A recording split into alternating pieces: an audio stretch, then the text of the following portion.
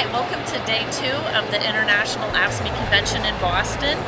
We've already gotten underway. There's work being done, a lot of cussing and discussing and plotting out the direction of the union for the next couple of years. So let's go see what's happening. And that's why I'm not only bringing you the greetings of almost 12 million members of the AFL-CIO, but I'm bringing you our gratitude and our admiration. Delegate at mic 3. My name is Mark Smith. I'm the president of Local 3639, Council 25, Michigan. I represent food service supervisors for the Michigan Department of Corrections. I'm a correctional officer. Does anybody else in this room want to get paid Walmart wages to stand in a crowd this big and try to maintain order? Privatizing prisons, privatizing the care of inmates in this country. This is how safe you'd be. I would represent support for resolution number 6. Thank you.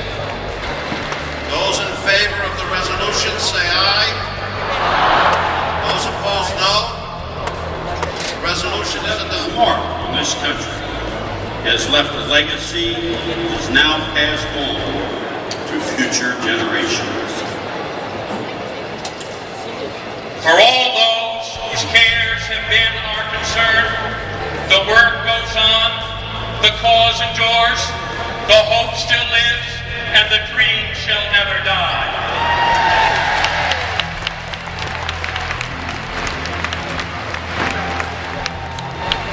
You can find the fingerprint of our speaker on every piece of legislation that has helped the social contract between the people of America and their government. A friend of AFSCME, a friend of ours, the senior senator from the state of Massachusetts, Edward Ted Kennedy. I just want to tell you something right now. The way you spell Kennedy is L-A-B-O-R.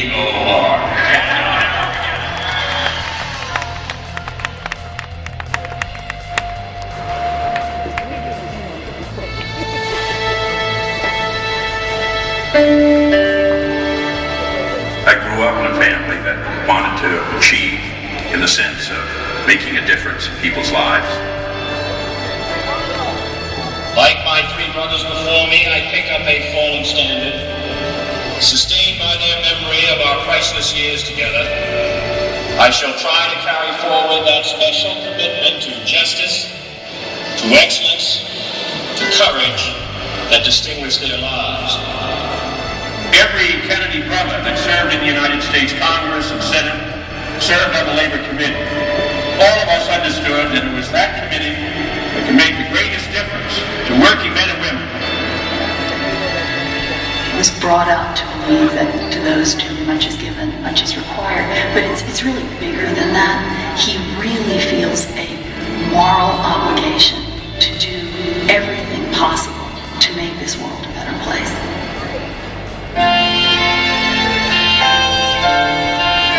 And I say that no worker in this country should have to choose between the job that they love and the job that they need. And AFSCME is for that forever.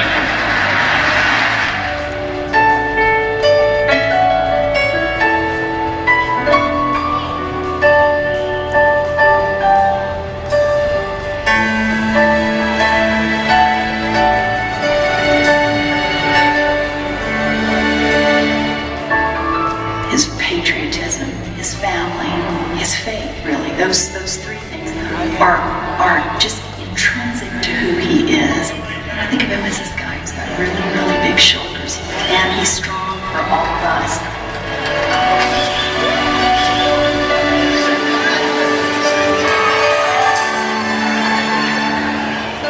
The work begins anew. The hope rises again. And the dream lives on.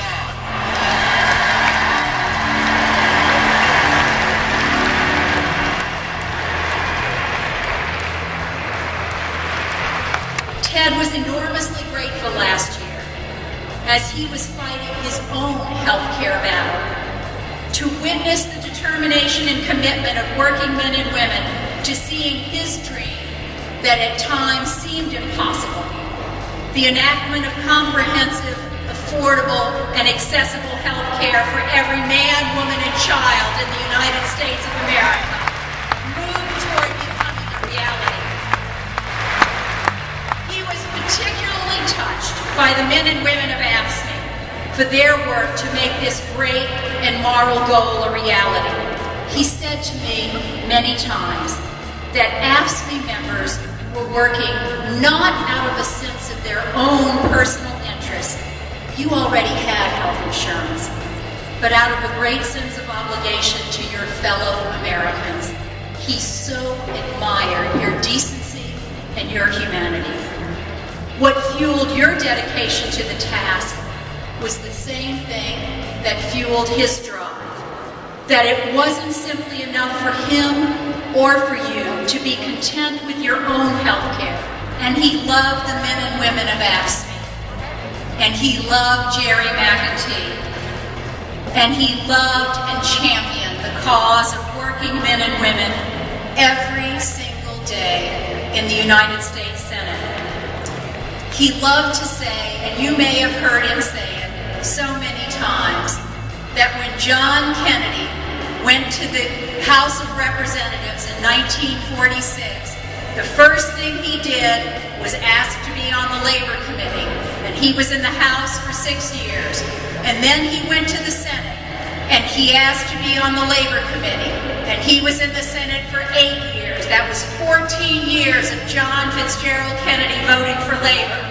And then when Bobby Kennedy was elected to the Senate, he was in the Senate for 4 years, and the first thing he did was ask to be on the Labor Committee. That was 4 more years of Kennedy's voting for Labor. And Joe Kennedy had 10 years in the House of Representatives voting for Labor. Patrick Kennedy, 16 years voting for Labor. That's 30 years plus 14 years. That's 44 years of Kennedy's voting for Labor. You add 47 years of Ted Kennedy being on the Labor Committee, being the chairman of the Labor Committee. That's 91 years of Kennedy's voting for Labor, standing for Labor, being there for Labor. I want you to know that it's not over yet. It will never be over. The Kennedys will always stand with Labor. We still have over 100 family members, children, grandchildren, nieces and nephews. I suspect there are a lot more years of Kennedys who are going to be in public office fighting for Labor. You know, Bob Haynes over here said that he heard Teddy say, you know how you spell Kennedy? It's L-A-B-O-R. Where I'm here to tell you today there's another way to spell Kennedy, and it's